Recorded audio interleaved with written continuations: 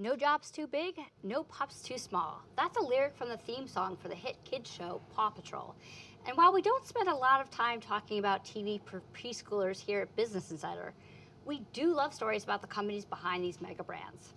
Hi everyone, and welcome to the Business Insider Newsroom. I'm Sarah Needleman, Senior Leadership and Workplace Correspondent. And as you may have guessed, my guest today helped build the community that brought the world Paw Patrol. Its portfolio also includes brands like Hatchimals, Rubik's Cube, Kinetic Sand, and Melissa & Doug. He is Ronnen Harary, co-founder and chairman of Spin Master, and author of a new book, No Experience Necessary. Ronnen, so glad to have you here. Sarah, thanks for having me on. So nice to meet you. To everyone who is joining us on LinkedIn or YouTube, I have lots of questions for Ronnen, but we want to hear from you too. Drop your questions about Spin Master or starting a business in the chat. We'll try to get to as many of them as we can. Okay, so for people who are not steeped in the toy industry, just give us a little primer on what Spin Master is.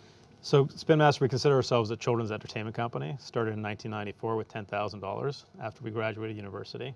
And we have three parts to our business. One is the toy business. The other one is entertainment, so producing shows like Paw Patrol and many others. And the other one is digital games. And we have about 28 offices around the world. We do just over $2 billion a year in sales, 3,000 employees, going strong, and we just love being in the kids business. It's a lot of fun. Okay, so 1994, that Correct. is quite a while ago. And You're not dating me, are you, Sarah? I was around then too, but there was no social media, venture capital wasn't everywhere, retail looked very different. Yet one of the takeaways from your book is that you could not start Spin Master today. Why is that? No, I don't know if I said that we couldn't start Spin Master today. I said I couldn't start Spin Master today in my 50s. I see. That's what I was referring Oh, to. okay. I was referring to the fact that I started in my 20s when I was 23 and my business partners were 23. And as a result of being in your 20s, you have so much energy, you have so much drive, determination, and will to get things done. And when you hit your middle age, it decreases. Okay. So it's more of an age thing. Well, speaking of the age of in which you start a business, that's a hot topic right now. And so when you built Spin Master, you were in your 20s. We had a poll on LinkedIn, and our audience, we asked them what's the best age to launch a venture, and most of them said in their 30s. What do you say to that? I'd say that the average age of an entrepreneur in the United States is 38. So I would say that they're actually quite accurate in their assessment. What I write in the book is that I'm an advocate of just starting a little bit earlier and then letting all the energy and all the benefits of starting earlier compound. And there's a lot of benefits to starting in your 20s, right? Give me an example. For example, everybody's rooting for you. When you're 25, no one sees you as competition. When you're 35, potentially people see you as competition. When we started our business at 25 years old, I remember we called up Alan Hasfeld, founder of Hasbro. We asked him for advice. He was so giving with his time. He was so excited to have us in the industry. He was like, young guys, it's going to be innovative, going to bring more people to retail. He gave us a lot of help. From a business perspective, I remember in our first year of business, our payables were 90 days and our receivables were 20, and we had a cash flow of 70 days. Okay? And the only reason why we had that 70-day spread was because we were young. There's no way we're getting that 70-day spread But if we what were about older. the lack of experience? I mean, what advice do you have for young people who are interviewing for jobs and they're trying to convince hiring managers, for example, that they should hire them when they don't have a lot of experience? I think at the end of the day, people bet on people and they hire based on people. And so people want to see your passion. They want to see your genuineness. They want to see your excitement. Are you really into the company? If you're interviewing, how much homework have you done about the company? How much do you know? How much do you know about the founders of the business? What's the origin of the business? What's the history of the business? What's the competitive set? Why do they have a reason for being that company? And why are you passionate about joining, right? And how long are you going to plan to stay? So all those sorts of things would bode well. But people want to feel you. They don't want to feel the resume. I've never done a PowerPoint presentation in my life. Okay, well, some of our viewers, or readers rather, did chime in. We have Bernie from California, said that he started his business when he was 42. He kept it for 21 years and sold it. And he said it's best to work and learn from the industry you're in for a number of years before starting it. And then we have Aaron from Wisconsin who said there are a lot of comments about starting young, but Aaron wonders that that's partly why so many new businesses fail. Listen, I would say, first of all, you can bet on yourself at any point in your life. And I think that failures are actually gifts, and failures will lead you to your ultimate successes at the end of the day. As long as you enjoy what you're failing at, and you stick with it. Speaking of failing, a lot of question I like to ask a lot of leaders are, what are some mistakes you've made in the past and learned from? Because nobody's perfect. What's something you've learned from over the years? Well, I've learned from don't have too much hubris, right? Hubris is really bad. We had this incredible product line called Bakugan, which we turned into a TV show, which we partnered with Sega Toys in Japan. And it took our company from $450 million in sales to just over $1 billion in 3 years. And then we went from $1 billion in sales back to $450 million in the subsequent following 2 years. And what I learned is that stick to your knitting, attention to detail, don't expect everything you do to turn to gold. Don't get ahead of your skis. One of the most difficult things for us in our company's history was during that period we had to let go of 350 people. We did 4 restructurings, and you never want people to join your business and then have to leave. So for me, that was the biggest learning, is like, if you're going to grow as a business, and growth is amazing, grow at a steady pace, right? Don't just get ahead of your skis, because things happen, and make sure that you have the diversity within your organization or within your company to maintain your growth.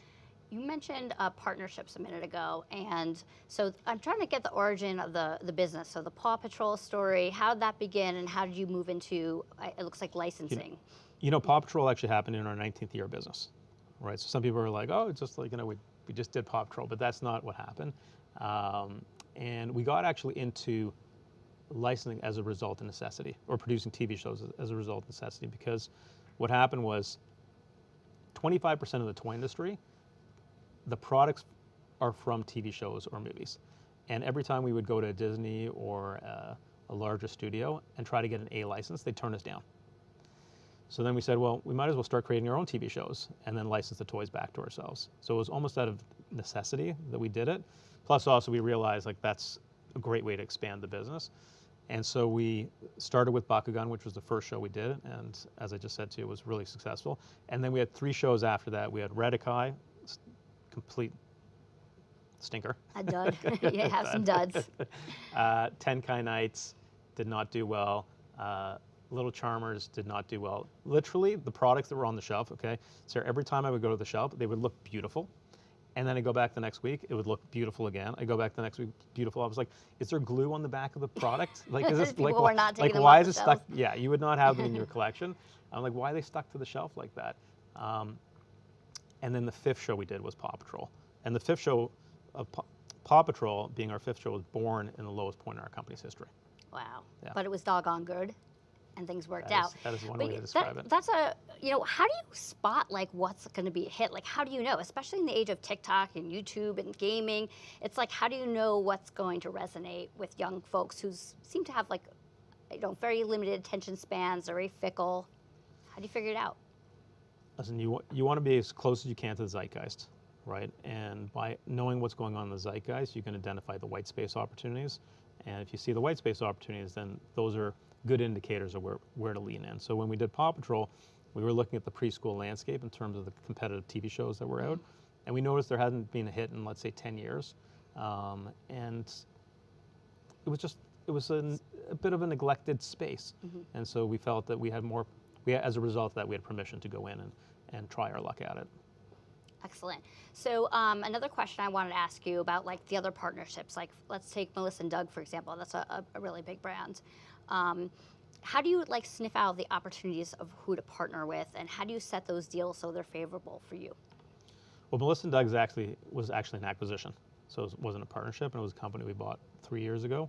And the reason why we liked Melissa & Doug was because it's the most synonymous brand for quality wooden products and open-end play patterns for kids. And we realized that, with all this shift towards digital and iPads and screens and YouTube and scrolling and all that type of stuff, that parents really want their kids off the devices, and they want them physically interaction with toys, and they want their imagination to be able to roam freely. And so we made a bet that ethos and that way parents want to raise their kids is going to continue and is going to grow. In terms of partnerships, we're always looking for people with the same values as us, the same work ethic. We partnered with Nickelodeon when we sold Paw Patrol onto their broadcaster. We have our third movie of Paw Patrol coming out in 5 days. We partner with Paramount, the people that we choose to animate our shows. We're always looking for people that when they get involved with something or when we bring them an idea, it means something to them.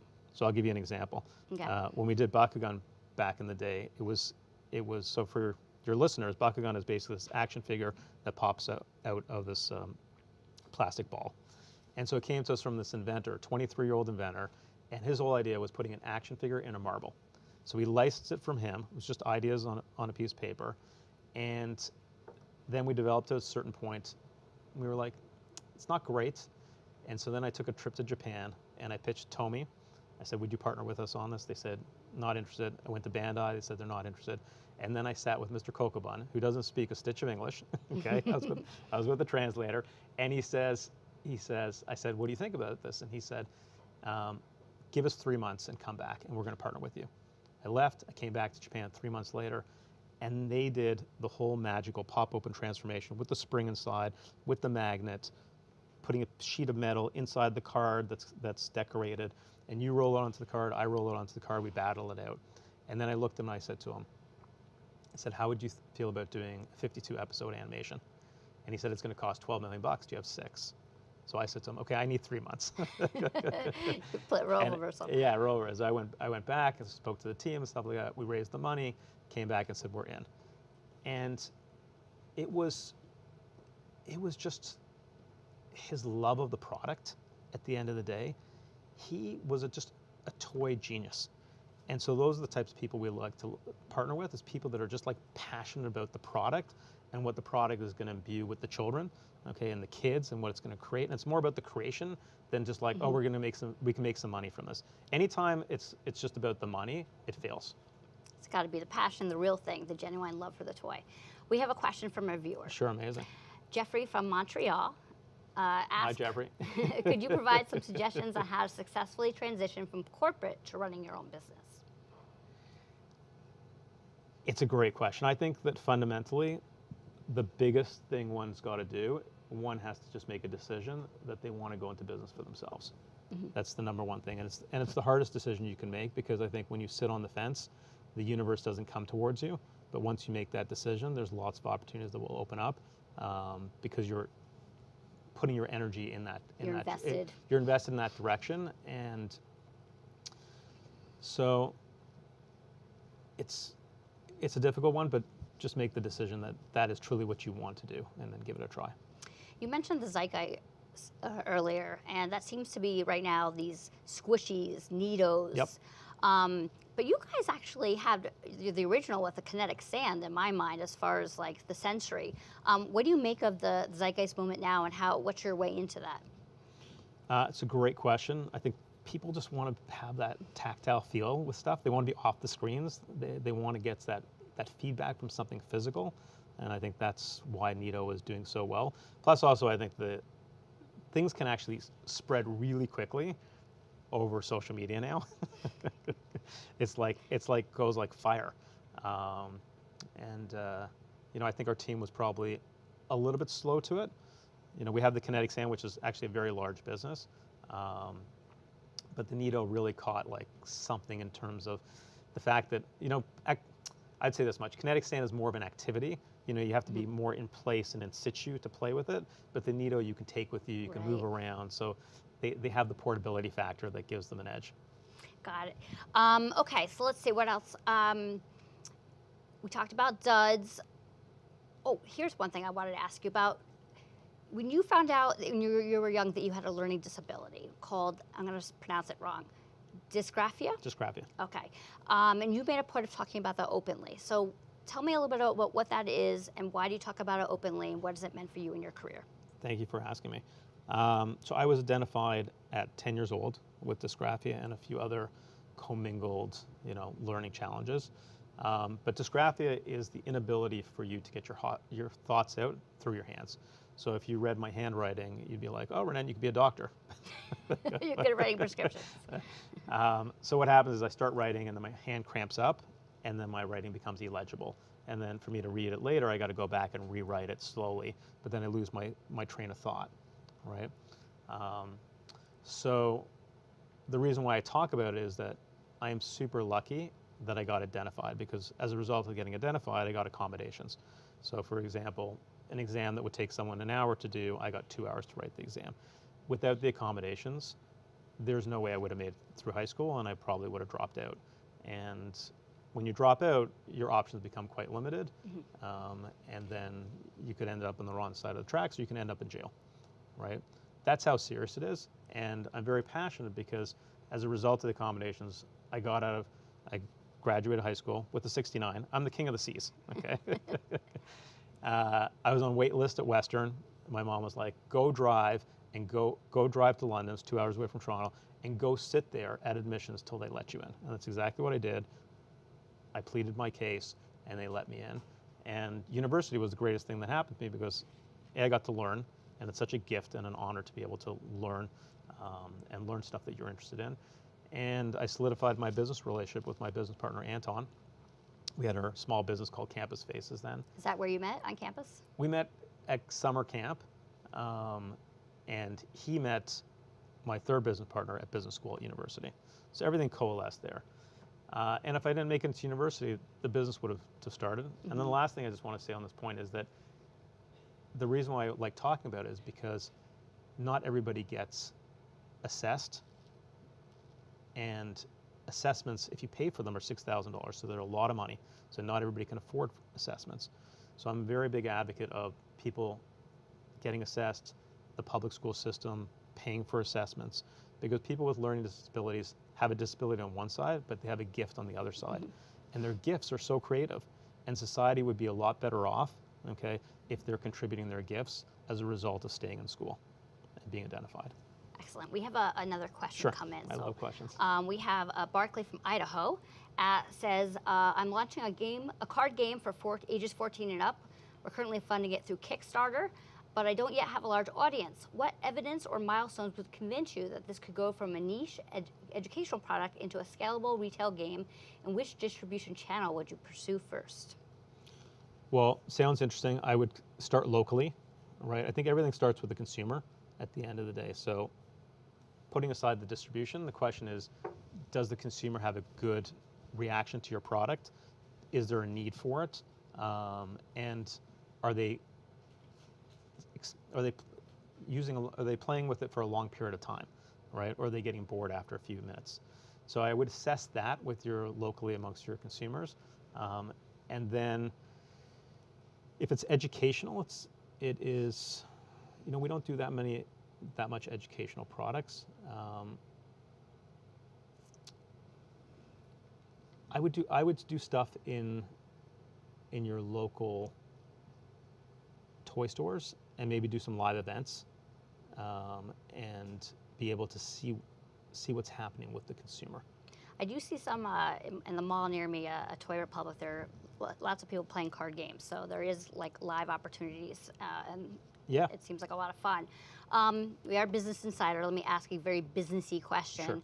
Tariffs and trade policy, those things have a real impact on a toy company. How has it impacted your business, and how do you talk about it? Because some leaders don't want to talk about this publicly, some do. How do you draw that line? Well, I think tariffs are very disruptive. They were very disruptive to our business last year. Retail basically, from like April till June, screeched to a halt. The retailers had to change all their ordering patterns. They didn't know how much to order, how much to hold. Christmas was really wonky last year. Prices got increased as a result because tariffs are a form of a tax at the end of the day, and it causes inflation. So it's very disruptive for businesses, and I think it's disruptive for consumers. I know it's only August, and Santa Claus is not even, put on his boots yet, but how is this shaping up for, like, I assume you plan well in advance for Christmas. Yep. So how are things going to be this year as far as like the tariff impact?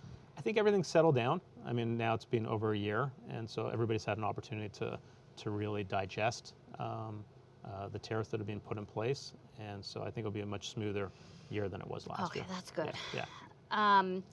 We have another question from James from the UK. Have you got any practical examples of how you manage risks in a fast-moving startup? I'd have to know a little bit more specifics on like the type of startup. Yeah, I would have to know. I think the question is a little bit about how you stomach, taking a risk, and how do you like decide whether or not like something that could be very detrimental to your business or plunking down a lot of money. How do you talk it through your head to convince yourself to go forward or not? Well, I think the first thing is to ask yourself, why are you doing it, right? Check your own internal knowing, right? Like, what's your motivation for going into the space? Is it something that you've been thinking about for a long period of time? Is there any data points in the market that support the need for what you're doing? I'm a big believer in half gut, half science, half art, half science. So you need to have that. I see the white space, right, and I feel it, but then let me back it up with some stuff that's going on in the marketplace to justify going forward. And so I would say like this is like, keep at it, but don't get too married to your product, right? And if you need to pivot, you got to pivot and make sure that you're pivoting fast. And I'll share certain things like, in the early days when we were marketing our products, we had a string of bad products. We had Don't Free Freddy, Key Charm Cuties, and Tickle Secret Babies. 3 products in a row. We spent a year and a half on each product. All 3 of them failed. Wow. But when you're in retail, the most important thing is to mark down the product, clear it out, make sure you're not carrying too much inventory, and then move on to the next product. And one of the things that we did in our business is we never blamed anybody, because everybody really knows the score and why things didn't turn out well. And we were just continuing to move forward. So I think it's incredible that this person started their business. They're in momentum, and just don't get married and pivot if you need to. But if you are seeing traction, then stay focused, and good things will happen. Venture capital or bootstrap? What are your thoughts? It depends on the type of business at the end of the day. I'm a big believer in keeping as much equity as you possibly can for as long as you can. All right. So depends on the elements of your business, but if you can get by with less, so that you can have more equity, that's what I would do. Right. The other thing about private equity is that we never took on a private equity person. We were a private company for 21 years, and there was only 3 shareholders in the business. And there were people who were what we called phantom equity holders. So we gave out percentages of equity, but they were phantom, and they were only redeemable based on a sale or if the company went public. And 21 years later, we went public, and so people that had phantom shares, they got to cash out, which was really wonderful for them because they made incredible contributions to our business. But what I would say is that we made a conscious decision that we would rather have many shareholders than have one large voice in our business. And that's the one thing that I would caution entrepreneurs, is that when you're going to bring in someone from private equity, it's like getting married. Choose very carefully, okay? Because easy to get in, hard to get out. And understand your reasons why, right? Money is one element, but if you're going to get a private equity person, I would look for way more than the money. What else are they going to bring to the table? But we prefer to have less voices in our business. And I think that's a big part to ascertain. Do you want more voices or do you want less voices? Makes sense. Yeah. One thing that hasn't come up in this conversation, which is almost strange to me because every conversation I have lately centers around artificial intelligence. What kind of impact does AI have on the toy business? Toy business got off to a bit of a false start because some people tried to do some products last year with AI and physical products, and they weren't great, right? I think that AI is a creative tool that you can use to bring toys to life or to bring animation to life or tell stories in a different way. And so that's how we view it. It's just it's another tool in the toolbox, and you'll probably see some stuff from us in the future. Okay, that should be interesting. You are now chairman. How do you decide when to step down? And you've been with like this company your entire life. It's got to be like Right. part of your identity. I mean, not that you're still involved, obviously, but at what point do you say to yourself, okay, it's time to step down from being CEO and give somebody else the reins? How do you make that decision? And now that you've made it, how do you feel about it? You know, at 27 years, I was just like, okay, this has been a long run. I need to get off the treadmill. I took a sabbatical for a year and a half, which is one of the greatest things that I've ever done. Went to Africa, drove from Cape Town all the way to Nairobi. I was trying to make it to Cairo, but I didn't make it. I broke 5 ribs in mid-trip. Oh boy, that sounds painful. Yeah, it was painful. So it's just an internal knowing thing. It was just time for me to take a rest. I would say I was a workaholic for many, many years. Workaholics are like it's like the number one accepted addiction out there. And I didn't realize that I was fully addicted till like 6 months in. I was in Africa. I was like, wow, okay, now I understand.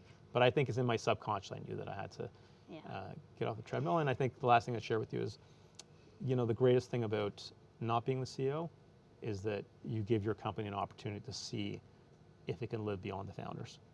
And that is an incredible journey that we're on right now. And some of my most proudest moments are the products that we brought to market that I had nothing to do with, right? When I see our company bring out incredible products and I'm not in the line reviews anymore and I'm not making the decisions, I'm like, wow, that is the highest form of success. All right. Well, now you have plenty of time to work on Rubik's Cube and your tech deck and all these wonderful toys that you can play with without having to worry. I guess we'll leave it here. Thanks again for coming in, Ronnen. And thanks to everyone for watching. We'll see you next time on Business Insider. Thanks, Sarah. Did a great job.